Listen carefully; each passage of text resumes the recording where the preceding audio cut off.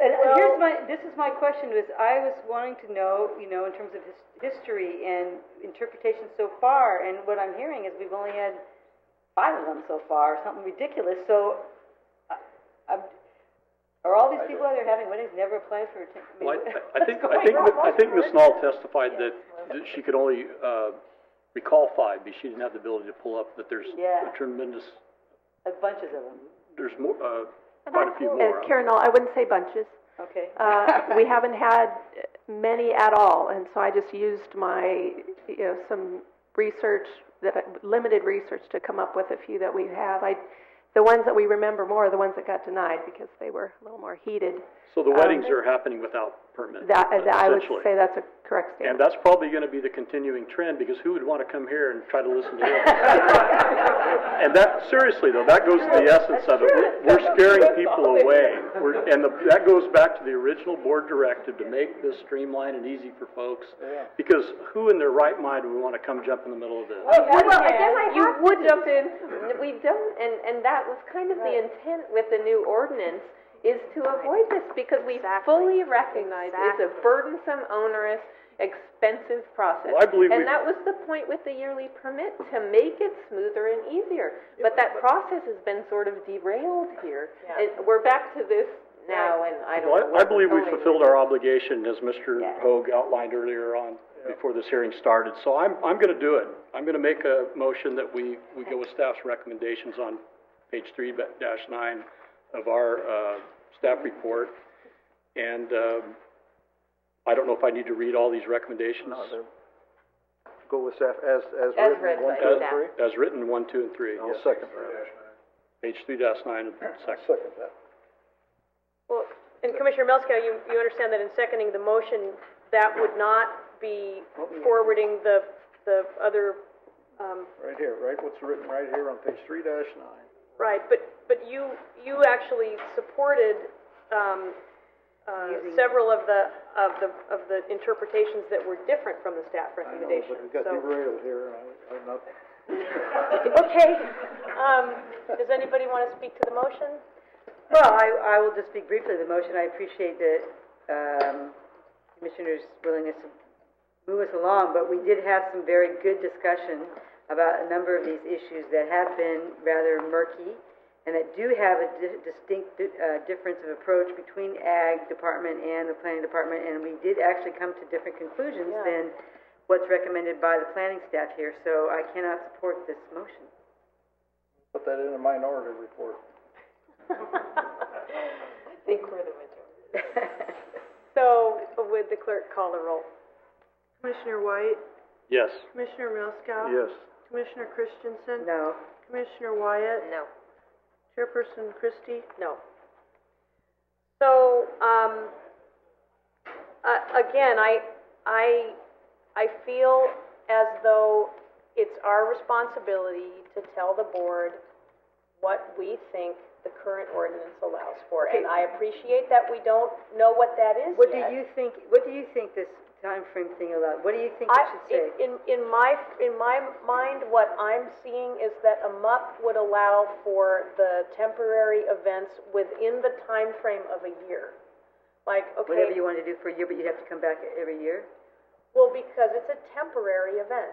If I don't want to have a temporary event, if I want to have these things every year on a regular basis, or a certain number of times every per year, you'd have to make them come back? Then I'm going to go through the business. I don't think you're going to get any. You're not going to get those two, and you're not going. I don't think you're getting enemy either. I understand the intent of that, or the hope, but the way the MUP process is structured, it's difficult, and it takes how long, Ms. Knoll? 6 months, 9 months, and $3,500 and up. And so the way it's structured, it can't be exactly that single use. As I said, I'm conflicted because the winery ordinance came to be because it was something less than what the winery ordinance allows. And there's got to be some maximum kind of threshold which we haven't been able to establish beyond one. And I don't know what that is. So I guess I also hesitate to just pick a number here because I don't know what it would be, so I would like to say cleanly it would be just one, but I don't know that, and the way our ordinance reads, it allows more than one, and so I think the best I could do, to be honest, is to say, you know, it looks like it's more than one, but again, temporary event implies some level of temporary, not permanence, and that's less than something. Well, and I would say we would fix all that in the ag events ordinance. We'll fix all that. I agree that it's crazy to get them up every year for a pumpkin I know we're patch, gonna fix all which that, is but why- to me, what we come up with right now, means something, and I don't have anything to, Well, if we- I don't like your definition, and I don't have one of my own, so. Here's my concern, is that if we There I allow a proliferation of, you know, multiple events to take place, you know, for multiple years, then we undercut the need for the ag events ordinance. We really don't need the ag events ordinance if we're just gonna let that happen through the MUP process. And I think the ag events ordinance is very important, because that's where we're going to be establishing the standards, and that's where we're going to be establishing this tiered process that's gonna allow people for a pumpkin patch to come and get an $80 administrative permit over the counter. That's why we're doing the ag events ordinance, because this is cumbersome and difficult, which is why we don't have a big, long list over the last 20-plus years of people coming in and getting MUPs for multiple events that run with the land in perpetuity.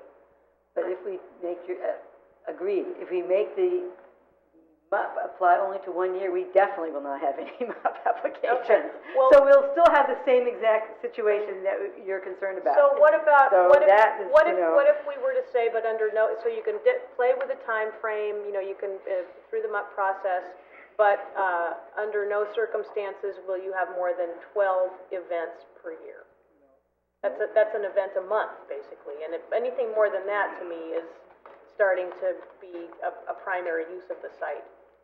I'm okay by necessity of picking some upper level, but I guess I'd be more comfortable because right now we're just looking at an interpretation, which we also can't exactly make.